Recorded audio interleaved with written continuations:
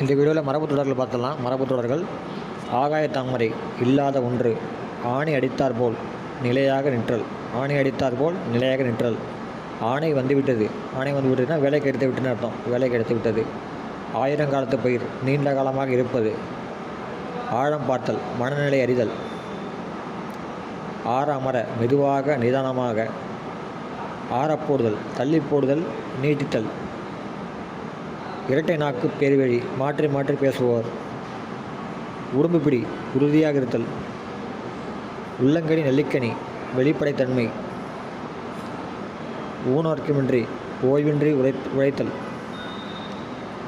எட்டாக்கனி அடைய முடியாத ஒன்று. எட்டாக்கனி அடைய முடியாத ஒன்று.